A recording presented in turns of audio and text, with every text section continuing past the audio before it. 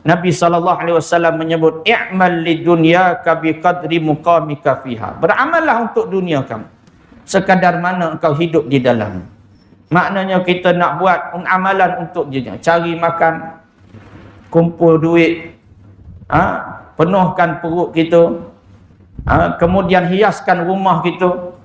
Maka sekadar mana kita akan tinggal di dunia, sekadar mana kita hidup di dunia ini, iaitu sekadar bersifat sementara, sekejap sahaja. Kerana dunia ini bersikap sekejap sahaja, maka jangan melampau di dalam urusan dunia.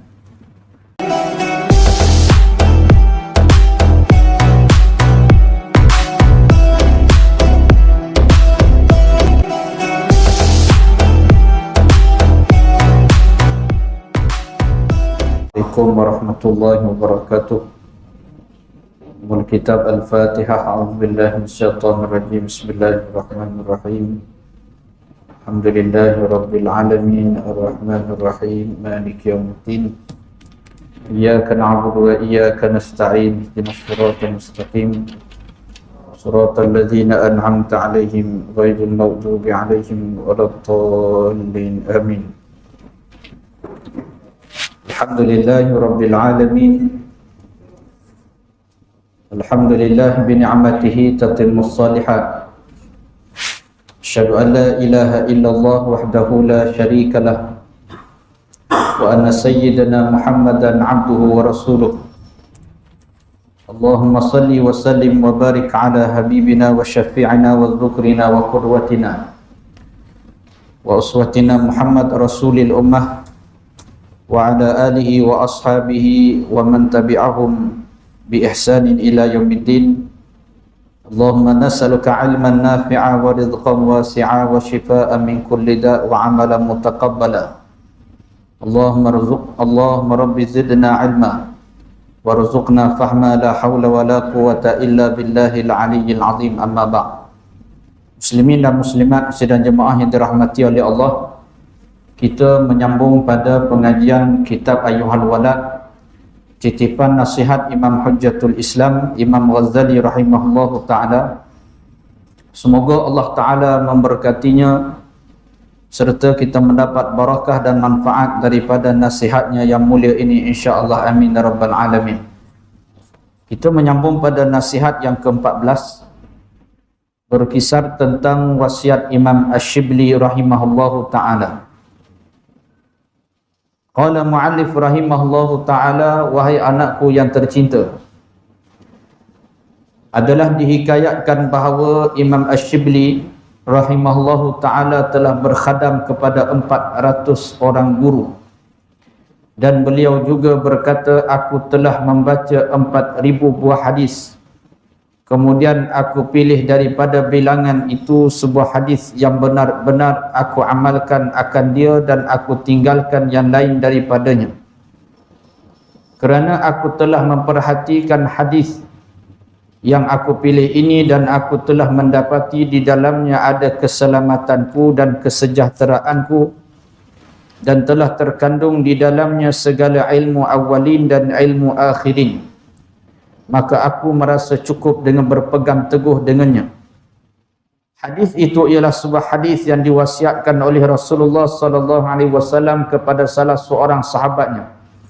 Hadis itu berbunyi, i'mal lidunyaka biqadri muqamika fiha wa'mal li akhiratika biqadri baqaika fiha wa'mal lillah biqadri hajatika ilaihi wa'mal linnar biqadri sabrika 'alaiha.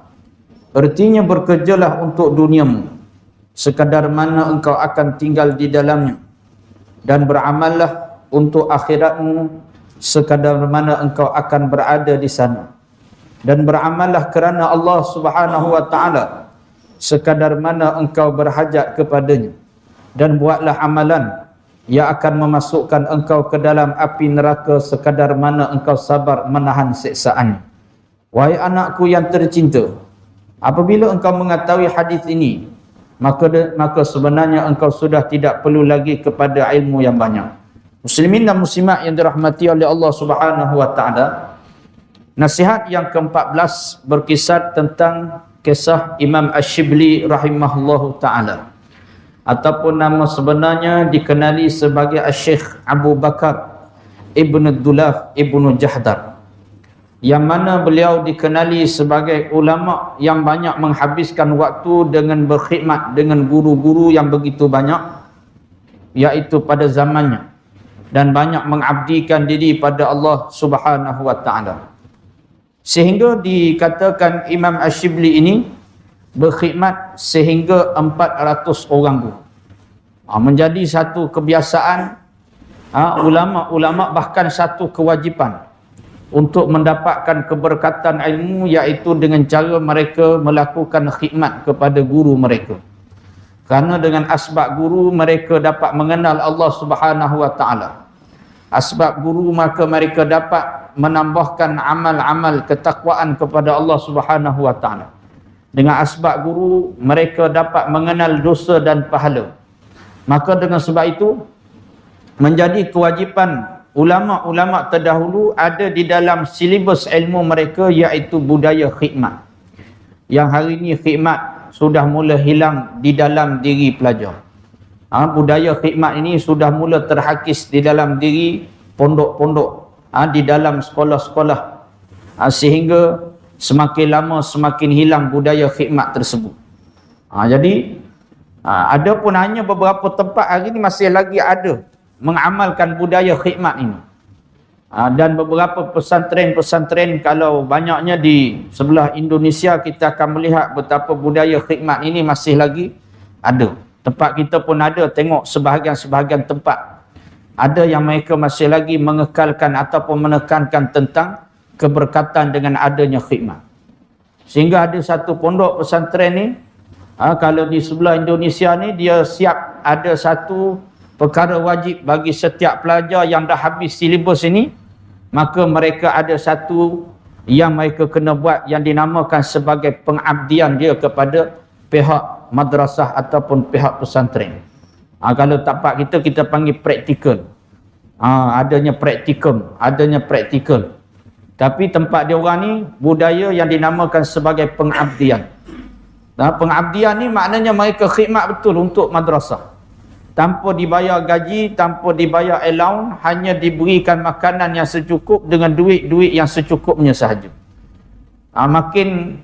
Makin bagus dia berkhidmat, makin bagus dia dalam pengabdian, maka pelajar ni akan dilanjutkan lagi pengabdian dengan lebih lama. Makin bagus, makin lama kena lanjut. Jadi kalau kita tak nak lama, kena buat tak bagus. Kena begitu. Kalau fikir dengan logik akal, begitulah. Tapi sebahagian anak murid mereka ni seronok. Khidmat ni satu benda yang menyeronokkan. Sehingga mereka nampak keberkatan pada khidmat tersebut. Jadi maka dengan sebab itu, maka di antara keberkatan ilmu adalah dengan berkhidmat. Hari ni pantang kalau guru suruh buat apa sikit, mak ayah datang sekolah, tengking guru. Suruh anak buat apa-apa sikit, maka mak ayah datang sekolah. Cikgu, saya hantar anak saya ni suruh belajar sahaja. Bukan suruh buat kerja sekian, bukan suruh buat kerja cikgu. Maknanya sudah hilang budaya khidmat ini di dalam diri masyarakat. Sehingga tidak ada keberkatan di dalam ilmu. Sebab tu tuan-tuan, maka mereka yang terdahulu, mereka cukup jaga. Khidmat ini bukan setakat bawa kitab, bukan setakat tolong susun kasut, bukan setakat tolong susun selipar. Bahkan betapa banyaknya mereka ini, segala iaitu urusan-urusan guru mereka ini, maka mereka akan mengambil berat. Sehingga meringankan bebanan guru mereka, sehingga mereka ini mendapat tempat di dalam doa guru mereka. Maknanya apa yang mereka harap daripada khidmat, iaitu ingatan daripada seorang guru kepada murid. Itu yang lebih berharga. Doa daripada seorang guru kepada murid. Jadi maka Imam Ash-Shibli rahimahullah ta'ala ini sehingga berkhadam kepada 400 orang guru disebut. Dan beliau ini mendapat gelaran Ash-Shibli kerana dilahirkan di daerah ataupun di perkampungan Shiblah di daerah Khurasan, dan mengaji ilmu hadis selama belasan tahun. Dan Imam Ash-Shibli merupakan murid yang terkenal, iaitu murid kepada waliullah ataupun ulama yang terkenal ketika itu, iaitu Al-Imam Junaid Al-Baghdadi rahimahullahu ta'ala. Ini di antara guru kepada Imam Ash-Shibli rahimahullahu ta'ala. Maka bahkan dikatakan Imam Junaid Al-Baghdadi ini wafat di sisi Imam Shibli rahimahullahu ta'ala. Sehingga dikatakan, diceritakan oleh Imam Shibli ketika mana ada seorang murid kepada Imam Junaid ingin mengajarkan kalimat La ilaha illallah di saat kematian Imam Junaid Al-Baghdadi. Waktu Imam Junaid Al-Baghdadi ni hampir-hampir sedang nazak, maka ketika itu anak murid dia mengajarkan menyebut talqin dengan kalimat La ilaha illallah. Maka kata Imam Junaid Al-Baghdadi dengan berkata kepada muridnya, wallahi demi Allah, aku tidak pernah melupakan kalimat tersebut sejak lidahku pandai berkata-kata. Kata Imam Junaid, kalimat yang kamu ajar ni aku tak pernah lupa daripada menyebut sejak daripada aku pandai bercakap. Aku sudah mula hidup dengan kalimat La ilaha illallah, sampailah aku nak mati pun dengan kalimat La ilaha illallah. Jadi di antara kisah Imam Shibli rahimahullahu ta'ala, beberapa kisah-kisah, banyak kisah tentang Imam Shibli. Di antaranya apabila di zaman Imam Shibli ini ada seorang waliullah yang hebat, yang masyhur. Tak silap namanya dia tu Asy-Syaikh iaitu Asy-Syaikh Abu Bakar, iaitu seorang ulama yang masyhur ketika itu. Jadi Imam Shibli ketika itu adalah seorang yang dilihat seperti mana orang biasa saja. Ya, Imam Shibli ni dia taklah macam dilihat seperti ulama-ulama besar. Pakaiannya pun biasa. Kalau orang tengok tu bukan macam rupa tok guru. Tetapi satu hari dalam satu majlis ada seorang ulama besar datang. Datang ulama besar ni dan semua orang bangun menghormati ulama ini. Tiba-tiba dalam majlis tersebut ulama besar ni pergi dekat menghampiri kepada Imam Shibli rahimahullahu ta'ala, lalu mengucup kening Imam Shibli rahimahullahu ta'ala. Lalu orang pun jadi naik hairan. Siapa dia pula mamat ni yang sampai tok guru besar pergi cium dahi, sedangkan dia orang biasa je. Dia ni orang biasa je. Sehingga ditanyakan kepada Syekh ni, wahai Syekh, pasal apa kamu cium, pelakuan kamu ni cukup menghairankan kami. Kerana orang yang kamu cium tu kalau dia wali Allah yang besar, kami tak tanya. Tapi kerana orang yang kamu cium ni orang biasa je. Lalu apa jawab Syekh tersebut? Aku ni tak ada lain melainkan aku cium kening tersebut disebabkan kerana aku pernah bermimpi. Dalam mimpi tersebut Rasulullah sallallahu alaihi wasallam mencium keningnya, dan aku mengambil berkat mencium di mana tempat Rasulullah mencium kening tersebut. Ni Imam Shibli rahimahullahu ta'ala. Sehingga namanya mula masyhur, dan namanya mula disebut-sebutkan. Sehinggalah, kenapa? Kerana khidmat keberkatan ilmu yang ada padanya. Bahkan disebut di dalam kisah yang lain disebut, iaitu ketika mana Imam Shibli ini meninggal dunia. Allahumma salli ala Muhammad. Ketika mana Imam Shibli ini meninggal dunia, lalu kemudian ada seseorang yang bermimpi bertemu dengan Imam Shibli rahimahullahu ta'ala di dalam mimpi tersebut. Kisah ini dinukilkan di dalam kitab iaitu Hayatul Hayawan Al-Kubra. Bagaimana mengkisahkan kisah Imam Shibli ini setelah dia mati, dan kisah ini dikisahkan oleh orang yang hidup bermimpi dengan Imam Shibli rahimahullahu ta'ala. Jadi setelah Imam Shibli meninggal dunia, seseorang yang masih hidup ni dia bermimpi jumpa dengan Imam Shibli. Maka di dalam mimpi tersebut, maka sahabat kepada Imam Shibli ini dia bertanya kepada Imam Shibli dalam mimpi tersebut, apa yang telah Allah Ta'ala lakukan terhadap diri kamu? Tanya kawan. Kamu kan dah mati, macam mana keadaan kamu sekarang ni? Allah buat apa terhadap diri kamu? Lalu kata Imam Shibli dalam mimpi tersebut, aku dihadapkan ke hadrat Allah Subhanahu wa Ta'ala, lalu Allah berfirman kepadaku, wahai Abu Bakar, iaitu nama sebenar Imam Shibli, wahai Abu Bakar, apakah kamu tahu sebab apa aku mengampuni dosa-dosa kamu? Kamu tahu tak sebab apa aku ampun dosa kamu? Allah berfirman kepada Imam Shibli. Lalu jawab Imam Shibli kepada Allah Subhanahu wa Ta'ala, Apakah dengan amal solehku ya Allah? Dengan amal soleh ke aku ke yang kamu ampunkan dosaku ni ya Allah? Maka Allah Ta'ala berfirman, bukan. Lalu Imam Shibli berkata lagi, apakah sebab kerana ikhlasku di dalam beribadat kepada kamu ke ya Allah? Lalu Allah berfirman lagi, bukan kerana itu. Lalu dia pun berkata lagi, apakah sebab kerana hajiku, puasaku dan juga salatku kepadamu ya Allah? Lalu kata Allah, aku tidak mengampuni kamu kerana sebab-sebab yang sedemikian yang kamu sebutkan. Lalu Imam Shibli pun berkata, apakah kerana hijrahku kepada orang-orang soleh ataupun istiqamahku dalam menuntut ilmu yang menyebabkan kamu ampun dosaku ya Allah? Lalu Allah berfirman lagi, bukan kerana itu. Lalu Imam Shibli pun berkata, wahai Tuhan, ya Allah, yang aku kira dengan anak-anak jari aku ni, inilah kebaikan-kebaikan yang aku duk buat selama ni atas dunia. Tak ada dah yang aku kira. Yang aku rasa yang kamu ampun dosa aku, ini sahaja kebaikan-kebaikan yang pernah aku buat, yang menyebabkan kamu membebaskan aku daripada azab api neraka-Mu, yang menyebabkan kamu memaafkan aku dan merahmati aku. Maka kata Allah Subhanahu wa Ta'ala, semua yang kamu sebutkan itu bukan sebab bagi aku mengampuni dosa kamu. Lalu kemudian Imam Shibli bertanya, wahai Tuhan, dengan sebab apa yang menyebabkan kamu ampun dosa? Kata Allah Subhanahu wa Ta'ala, apakah engkau masih ingat ketika mana engkau melalui satu lorong-lorong di kota Baghdad ketika itu?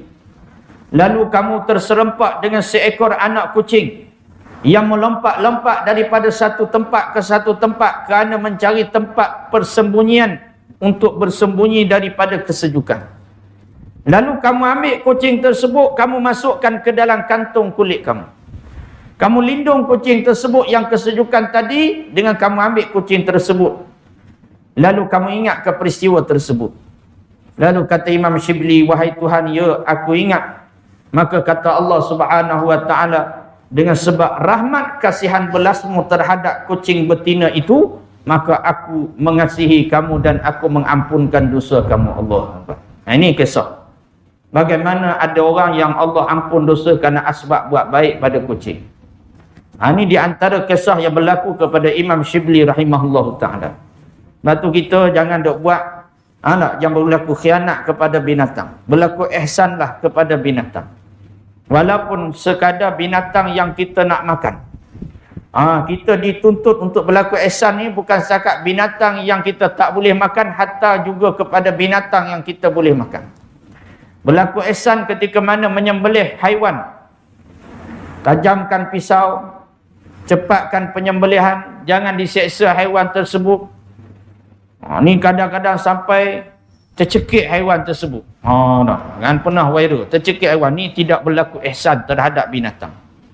Ataupun dalam keadaan bersikap kasar kepada haiwan, maka itu juga tidak berlaku ihsan terhadap binatang. Maka kita dituntut berlaku ihsan. Kerana Nabi SAW juga menyebut di dalam suatu hadis yang lain, kata Nabi, bagaimana ada seorang perempuan yang diazab kerana seekor kucing yang dikurungnya sehingga mati. Maka wanita itu masuk ke dalam neraka kerana kucingnya itu tidak diberi makan, tidak diberi minum, tidak pula dilepaskan sehingga dia boleh memakan haiwan-haiwan yang kecil yang ada di tanah.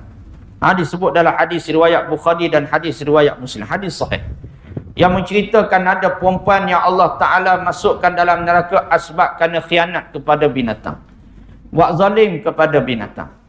Jadi maka Imam Shibli mengajar kepada kita berlaku ihsanlah kepada makhluk, walaupun hanya sekecil-kecil makhluk yang ada di hadapan kita.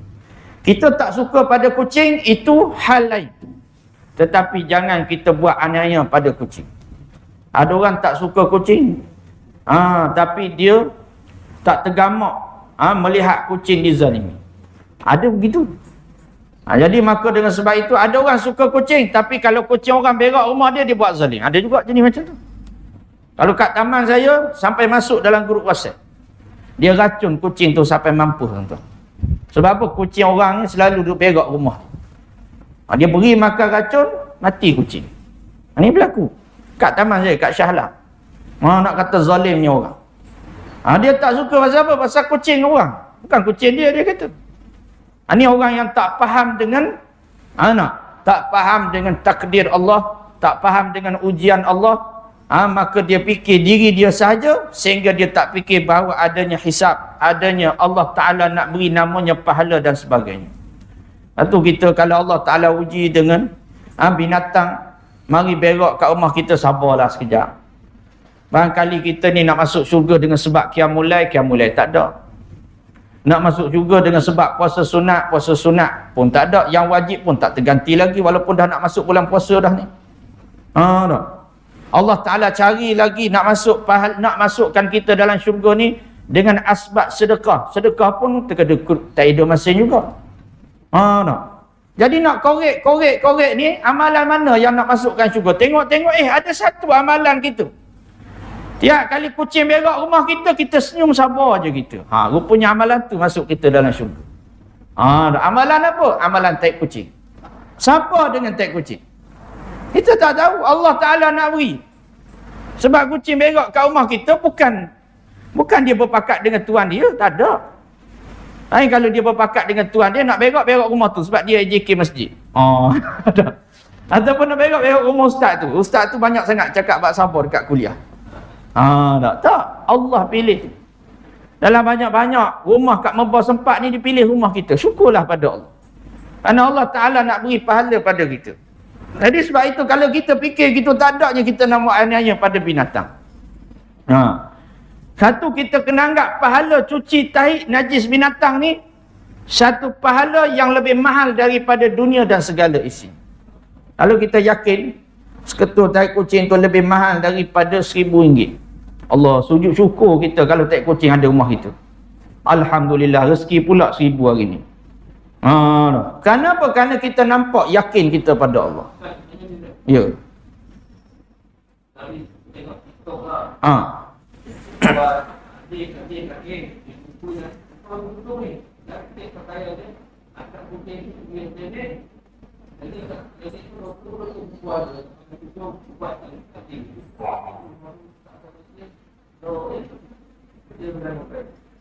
Baik. Seorang TikTok ni apa ni, TikTokers. Dia Allahumma salli ala Muhammad, maka dia rawat anjing yang dalam kesakitan, peluk anjing, kemudian rawat pula, sedangkan dia bertuduh. Maka macam mana? Dia dalam bab anjing ni yang tak boleh dalam membela. Berlaku ihsan adalah kewajipan walaupun pada anjing. Berlaku ihsan ni cuma dia kena tahu hukum makan pula dari sudut, iaitu dia nak bersuci daripada najis tersebut. Itu yang dia kena tahu. Itu kita tak tahulah sejauh mana dia bersuci setelah pada tersebut, tapi dia wajib tahu tentang hukum akan tentang taharah apabila dia memegang anjing tersebut. Iaitu untuk supaya dia ni bersuci daripada perkara tersebut. Adapun setakat dia usah, dia berawat, maka itu satu perkara yang terpuji, satu perkara yang dituntut. Cuma yang dilarang di dalam agama kita berkisar tentang anjing, jangan membela anjing. Kenapa? Kerana membela anjing itu menyebabkan malaikat rahmat tidak akan masuk dalam rumah itu. Bela tak boleh. Kalau nak rawat anjing sakit, beri minum anjing, beri makan anjing, maka itu satu perkara yang terpuji, tak ada masalah. Kerana berlaku ihsan. Bagaimana seorang pelacur yang Allah Ta'ala masukkan syurga kerana asbab beri minum kepada anjing. Kenapa? Kerana berlaku ihsan ini adalah sesuatu yang dituntut. Hatta sahabat pernah menggantikan tempat bekas makan anjing yang rosak dalam satu peperangan, dan amalan tersebut dipuji oleh Nabi SAW. Bekas makan anjing yang rosak dalam perang diganti balik. Kenapa? Kerana berlaku ihsan terhadap binatang walaupun itu tempat bekas makanan anjing. Jadi di sini nak menjadi itulah. Wallahu alam, selebihnya kita tak tahu bagaimana ada orang yang berada dalam video tersebut dari sudut dia faham ke tak hukum makam tentang soal kebersihan dia dengan anjing tersebut. Lalu kemudian disebut kata pengarang rahimahullah ta'ala Imam Shibli ini, dia membaca 4,000 buah hadis. 4,000 buah hadis, membaca 4,000 buah hadis. Sebab itu hadis antara kelebihan disebut siapa yang menjaga 40 hadis, disebut oleh Nabi SAW. Kalau 40 hadis pun diberi kelebihan yang banyak. Walaupun riwayat ini disebut riwayat dhaif, tetapi Al-Imam Nawawi rahimahullah ta'ala meletakkan syarat boleh diambil manfaat, semangat untuk kita beramal dengan hadis dhaif ini sebagai amalan kita sendiri. Iaitu bagaimana janji Nabi SAW kepada orang yang menjaga 40 hadis. Sama ada dia jaga, dia hafal ataupun dia sebarkan 40 hadis kepada masyarakat tentang agama Allah Subhanahu wa taala. Di hari akhirat dibangkitkan bersama dengan fuqaha, bersama dengan orang ulama, bersama dengan golongan ulama dan bersama dengan orang faqih. Ini kemuliaan hanya dengan 40 hadis. Ni hadis ni dia ada keberkatan. Sebab tu kita ni biar kita ada usaha sebarkan hadis dalam kehidupan kita. Dalam status kita buat satu hari satu hadis. Hari kedua hadis yang kedua. Hari yang ketiga hadis yang ketiga. Tujuan kerana nak supaya umat ini dapat kenal hadis Nabi SAW.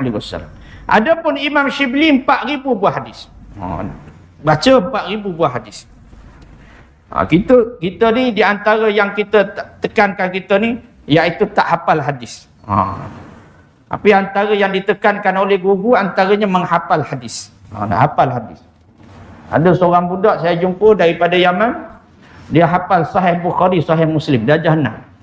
Umur 12 tahun tapi dia hafal Sahih Bukhari, Sahih Muslim. Bayangkan tuan-tuan. Tapi setelah dia hafal 30 juzuk Quran. Nak kata rupanya ada orang yang menghafal hadis. Ni zaman mutaakhirin ini. Dari dulu biasalah ulama-ulama menghafal hadis. Kita payah nak hafal hadis ni. Yang kita tahu pun innamal a'malu binniyat. Tu pun tak habis hadis. Yang tu yang kita tahu. Pasal padan dengan kitanya. Surah Quran pun 3 kul je kita hafal. Qul huwallah, qul a'udzu rabbil falaq, qul a'udzu rabbin nas. Yang itulah kita hafal daripada dulu sampai nak mati dah. Kena ada usahalah. Untuk kita hafal. Satu ayat yang kita hafal insya-Allah mengangkat darjat kita bila mana kita mati di akhirat kelak. Jadi kata Imam Shibli rahimahullah ta'ala, aku pilih salah satu hadis daripada ribuan hadis yang aku baca ni, yang aku kira-kira hadis yang aku pilih ini terkandung di dalamnya ilmu-ilmu orang-orang yang telah terdahulu. Dan juga terkandung ilmu-ilmu orang yang terkemudian juga. Bukan bererti dia menolak hadis, tetapi dia menganggap bahawa hadis yang dia bawakan di dalam kitab kita yang mulia ini, iaitu hadis yang menyimpulkan akan segala ilmu-ilmu orang yang terdahulu dan ilmu orang yang terkemudian. Apakah hadis tersebut? Nabi SAW menyebut, i'mal lidunyaka biqadri muqamika fiha. Beramallah untuk dunia kamu sekadar mana engkau hidup di dalam. Maknanya kita nak buat amalan untuk dunia, cari makan, kumpul duit, penuhkan perut kita, kemudian hiaskan rumah kita. Maka sekadar mana kita akan tinggal di dunia, sekadar mana kita hidup di dunia ini, iaitu sekadar bersifat sementara, sekejap sahaja. Kerana dunia ini bersifat sekejap sahaja, maka jangan melampau di dalam urusan dunia. Dia bersifat tidak kekal, maka jangan melampau. Ni sampai bersenam tak ada masa nak mengaji. Pagi jogging, tengah hari basikal, petang gimnastik, malam futsal. Tiap-tiap hari tuan-tuan. Kononnya nak hidup sihat, dia kata. Melampau di dalam urusan sukannya. Apakah dia tak mati? Mati. Dalilnya orang yang duk jaga, orang yang duk melampau sangat dalam bersukan ni, ada mati tengah bersukan.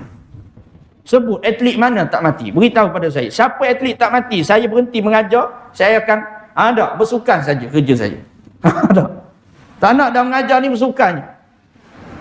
Pasal mati juga. Sebab itu jangan melampau. Kita nak bersukan boleh, tapi jangan melampau sampai tak ada masa nak ibadat. Sampai tak ada masa kita dengan Allah Subhanahu wa taala. Kemudian kita nak kumpul duit, nak mewahkan rumah kita, jangan melampau dengan urusan kemewahan rumah kita. Kerana sampai satu saat rumah kita yang mewah kita akan tinggalkan. Ni sampai buat rumah Allah seolah-olah macam tak mati. Rumah punya besar, duduk 2 orang. Orang gaji seorang lagi, 3 orang. Maknanya sekadar itu saja, lepas tu dia pun meninggal dunia. Banyak kalau kita tengok rumah-rumah mewah terbiar sepi. Sebab apa? Tuan rumah meninggal. Ada satu rumah yang saya tengok, tuan dia buat loan nak buat rumah. Isteri dia buat loan. Isteri dia cikgu. Dia buat loan buat rumah dekat dengan kampung orang rumah saya. Siap rumah tersebut, isteri dia pun meninggal, rumah tersebut suami dia duduk. Tengok. Tak sempat isteri dia duduk, walhal loan tu isteri dia buat. Begitulah sekadar yang kita hidup di dunia ini. Kadang-kadang sempat kita merasa, kadang-kadang tak sempat. Maka dengan sebab itu, sekadar mana kita akan hidup di dunia, maka janganlah kita ni terlalu mengejar untuk perkara tersebut sehingga kita tidak ada masa untuk akhirat kita. Tu kadang-kadang orang yang duk cari dunia siang malam sampai seolah-olah macam tak ada masa dia ini dengan Allah Subhanahu Wa Taala, seolah-olah dia tidak akan kembali pada Allah Subhanahu Wa Taala. Lalu kemudian kata Nabi lagi, wa'mal li akhiratika biqadri baqaika fiha, dan beramallah untuk akhirat kamu sekadar mana engkau akan tinggal di sana. Akhirat kita pula lebih lama dan lebih panjang. Selama mana akhirat kita baik, setelah kita mati, masuklah kita ke alam barzakh. Masuk di alam barzakh, tidak ada lagi kesedihan kita pada anak kita. Tak ada. Yang ada namanya rindu pada anak, rindu pada suami ni waktu kita hidup, rindu pada orang mati. Ada pun orang mati, dia tak sempat nak rindu kita atas dunia. Yang saat itu dia hanya sibuk dengan amal kebaikan dan amal soleh yang sempat dilakukan. Tu kalau dia buat amal soleh. Tapi kalau dia buat hidup dengan amal maksiat, dia akan sibuk dengan azab Allah di dalam barzakh kelak. Lama mana barzakh? Nabi Adam berada di alam barzakh. Nabi Ibrahim ada di alam barzakh. Imam Syafi'i sekarang ni berada di alam barzakh. Maknanya selagi tidak berlaku kiamat, manusia berada di barzakh. Lalu kalau kita rasa penat hidup 50 tahun, 60 tahun, kepenatan yang sebenar adalah kepenatan kita di barzakh. Ni penat kita yang sebenar. Atau yang kita fikir, Allah, kalaulah Allah Ta'ala rentak nyawa kita malam ni, apa kita duk buat esok dalam kubur? Apa kita duk buat lusa? Minggu depan duk buat apa dalam kubur? Tak, yang menjadi teman kita ni, amalan kita ni. Maka di alam barzakh ni disebut dua tempat manusia akan balik. Salah satu tempat itu sama ada lubang-lubang daripada api neraka Allah. Belum lagi neraka, tetapi hanya iklan daripada neraka Allah. Kemudian salah satu taman daripada taman syurga Allah. Belum lagi syurga, hanya baru taman-taman syurga baru. Ini dua tempat manusia di alam barzakh.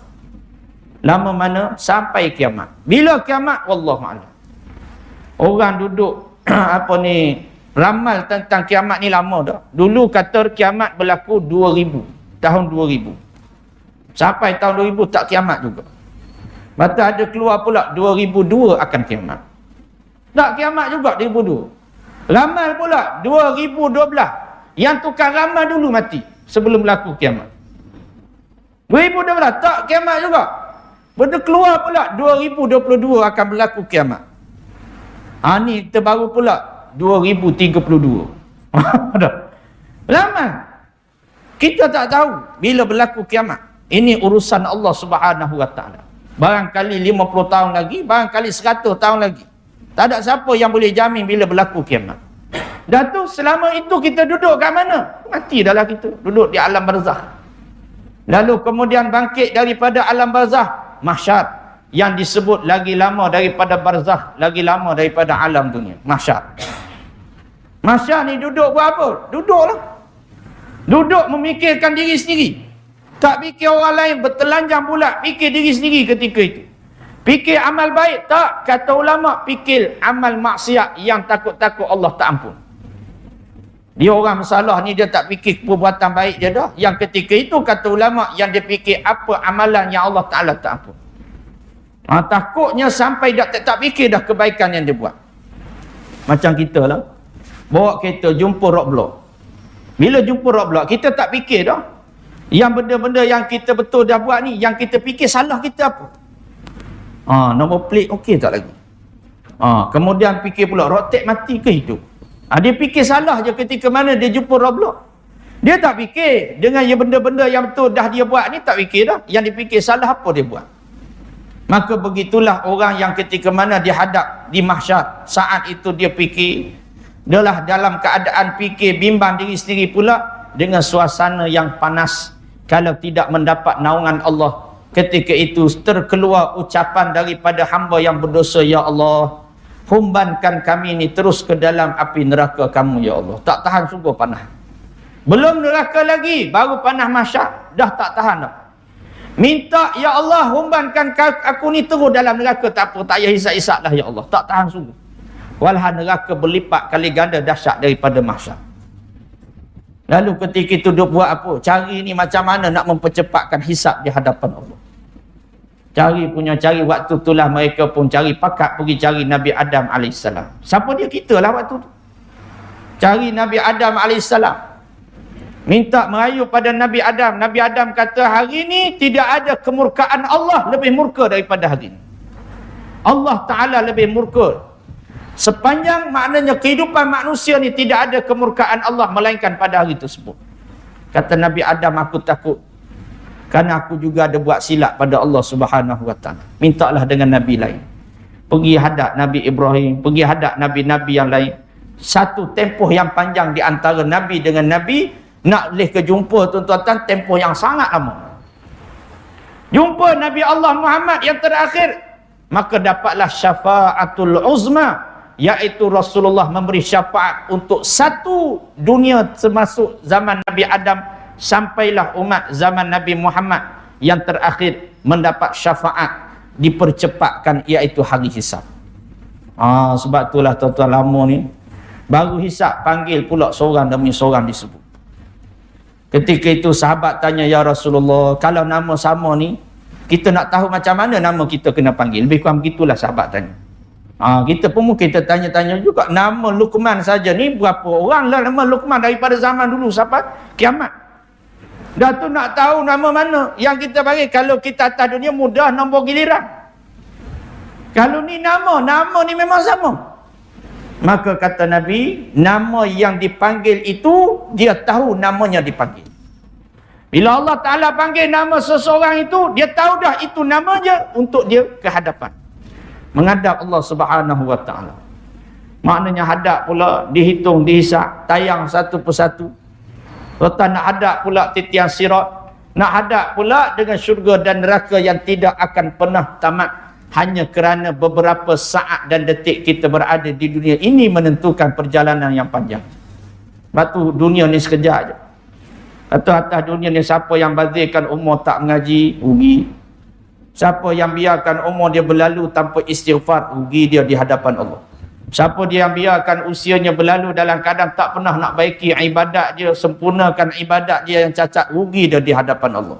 Siapa dia yang tak perbetulkan kesilapan dia, tidak bertaubat atas dosa dia pada Allah, maka dia akan rugi, bertemu dengan kerugian di hadapan Allah Subhanahu Wa Ta'ala. Lalu kemudian kata Nabi SAW, wa'mal lillah biqadri hajatika ilaihi, dan juga beramallah kerana Allah Ta'ala sekadar mana engkau berhajat kepada Allah. Kita sangat berhajat kepada Allah. Kita ikut jani. Kita sangat berhajat kepada Allah Subhanahu Wa Ta'ala, dan Allah tidak pernah berhajat kepada kita. Lepas tu pasal apa kita minta, ya Allah, menangkanlah agamamu ya Allah. Kan Allah Ta'ala tidak berhajat. Lepas tu pasal apa kita kena minta Allah menangkan agama kamu ya Allah. Maka kata ulama, kalau kita tak minta Allah menangkan agama Islam pun, Allah tetap menangkan agama Islam. Dan tu tujuan apa kita minta doa, ya Allah menangkan agamamu ya Allah? Apakah Allah berhajat pada doa kita? Tak. Kerana kita berhajat, takut-takut di akhirat kelak Allah Ta'ala tanya kita, kamu pernah doa tak untuk kemenangan Islam? Ini bila luar nazar. Syedina Muhammad Allahumma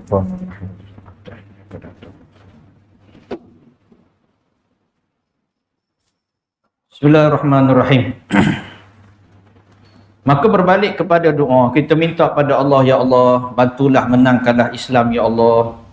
Ya Allah, bantulah orang-orang yang zalim, bantulah orang-orang yang dizalimi di Palestin ya Allah. Kita minta pada Allah.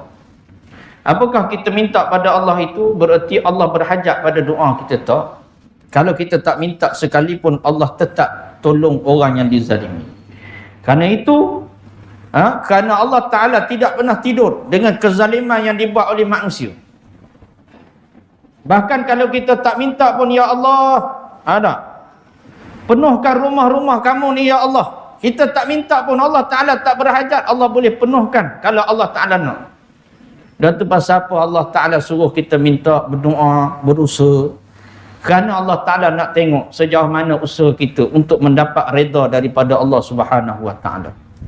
Jadi maka dengan sebab itu doa kita ni sebagai hujah di hadapan Allah.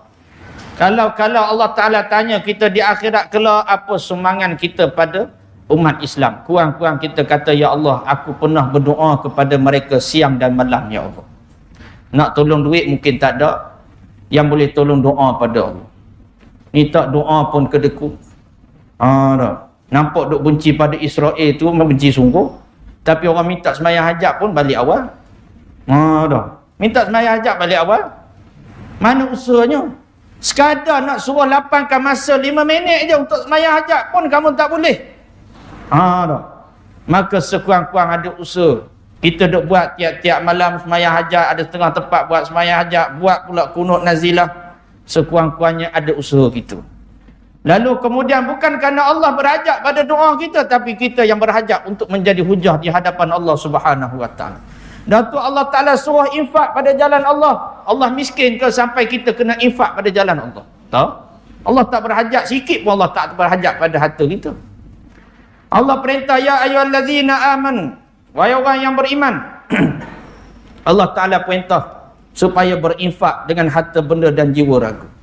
Dah Allah berhajat pada harta kita? Tidak. Tetapi kita berhajat untuk menjadikan harta kita ini ada sebab dan hujah di hadapan Allah. Ni mana kita berhajat kepada Allah. Kalau kita tak beri pun duit kita ni, Islam tak pernah miskin pun. Kalau kita tak sedekah pada masjid kita ni pun, masjid kita tak pernah miskin kerana ni rumah Allah. Kalau kita kedekut, Allah hantar orang lain pula. Kalau kita tak nak sama-sama tolong masjid kita, Allah hantar golongan lain pula. Apa susah? Ni bila mana kita ni berasa Allah itu tidak ada hajat dan kita berhajat pada Allah, maka dengan itu kita akan berusaha untuk mendapatkan reda daripada Allah Subhanahu Wa Ta'ala. Lalu kemudian yang terakhir kata Nabi, dan buatlah amalan yang memasukkan engkau ke dalam api neraka sekadar mana engkau sabar menahan seksaannya. Kalau kamu rasa seksaan api neraka ni kamu boleh tahan, maka buatlah apa saja yang kamu nak buat. Makna ni bukan sungguh-sungguh. Makna ni nak suruh kita faham, perli, menganjing. Kalau kamu rasa kamu ni boleh tahan api neraka Allah, dipersilakan. Kalau rasa okey je api neraka, tak apa, tak payah sembahyang, tak ada masalah. Tapi apakah kita tertahan dengan azab neraka Allah? Kisah yang terakhir tu tadi sebut, Allah ambil 2 manusia di akhirat. Satu manusia yang kufur kepada Allah, yang Allah pernah berikan segala macam syurga kepadanya di atas dunia. Ada orang yang Allah Ta'ala ambil, orang kafir yang dia dapat macam syurga atas dunia. Rumahnya besar, keretanya mewah, apa dia tak ada belaka hidup atas dunia. Macam kita pernah tengok dokumentari rumah-rumah mewah. Dia buat dokumentari total rumah-rumah mewah. Saya pernah saksikan ada video dokumentari rumah mewah. Allah, mewah sungguh. Atas bumbung ada tempat parking helikopter. Ni private punya. Yang peribadi punya. Kemudian dia tunjuk pula ada satu bilik. Bilik tu hanya untuk isi coklat saja. Coklat saja, tuan-tuan. Warna-warni coklat saja. Tak tahu dia makan masa mana. Tapi bilik tu penuh dengan balang-balang coklat. Ada bilik adalah untuk dia ni orang panggil apa? Duduk mandi wak. Kemudian ada pula kolam renang, ada aras tu snooker, macam-macam. Jamban saja juta, tuan-tuan, jamban saja. Jamban saja juta.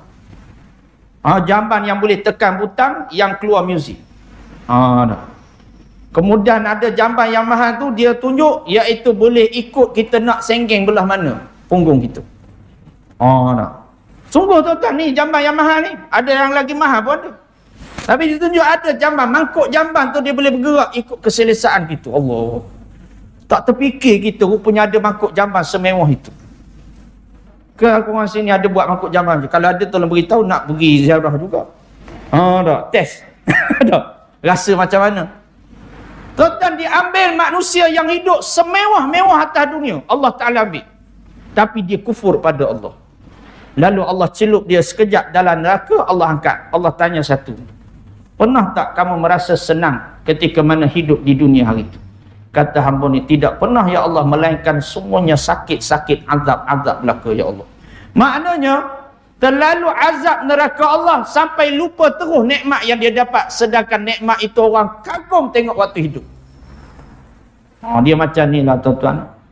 Israel dia seksa banduan tahanan ada umat Islam Palestin sampai gila dia seksa tuan-tuan.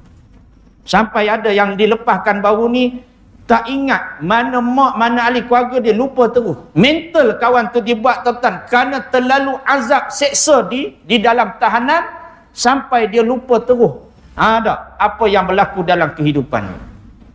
Ni.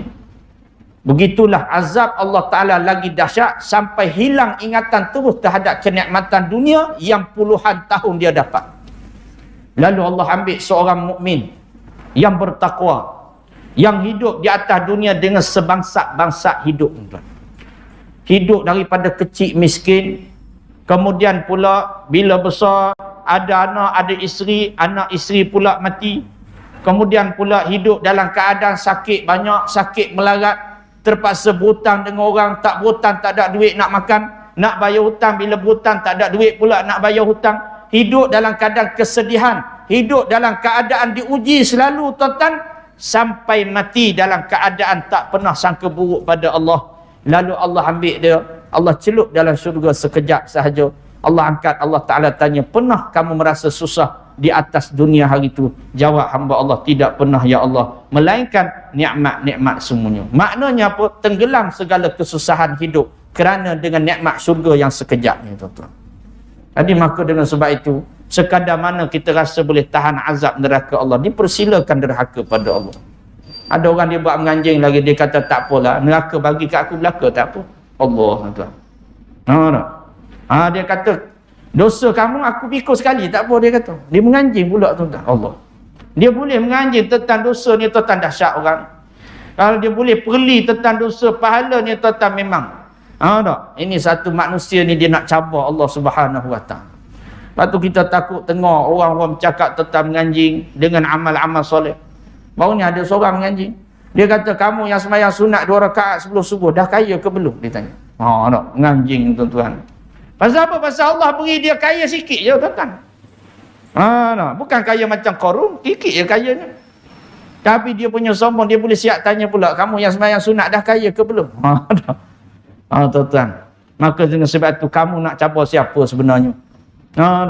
Jadi sebab itu bertaubatlah pada Allah. Maka kata Imam Ghazali, mengetahui hadis ini, maka sudah tidak perlu lagi kamu kepada ilmu yang banyak, sudah cukup menjadi peringatan bagi orang yang beriman pada Allah Subhanahu Wa Ta'ala. Jadi kita berhenti setakat tu tuan-tuan.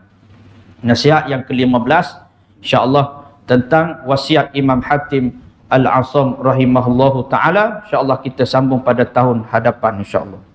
Lama lagi, tahun depan kita sambung pula. Jadi apa yang baik datang daripada Allah, yang lemah, yang kurang itu kekurangan daripada kelemahan daripada diri saya sendiri. Tuan-tuan yang mulia, saya ambil kesempatan baru ni pusat pengajian saya dilanda banjir. Banjir sekejap baru ni, lokal tersumbat, habis kena kapek pusat pengajian. Pusat pengajian saya di Terengganu tu yang kita buat untuk orang pencen. Ada 85 orang pencen duk mengaji fardu ain. Jadi sebab kerana habis air tu kena kapek tu, kita terpaksa tangguh sekejap. Dan ada kos kita terpaksa buat untuk kita buat balik untuk teruskan pengajian macam biasa. Jadi kalau tuan-tuan nak beri semangat ringankan bebanan ada pusat pengajian kita di Terengganu ni, bolehlah nak sumpah terus pada saya insya-Allah lepas pada kuliah nanti, untuk malam ni saja. Yang saya khususkan untuk pusat pengajian saya di Terengganu. Yang kita operasikan untuk orang-orang pencen mengaji fardu ain. Jadi moga-moga mereka mengaji, kita pun dapat pahala juga. Wallahu alam. Qulu qali hadza wa astaghfirullahal azim li wa lakum. Assalamualaikum warahmatullahi wabarakatuh.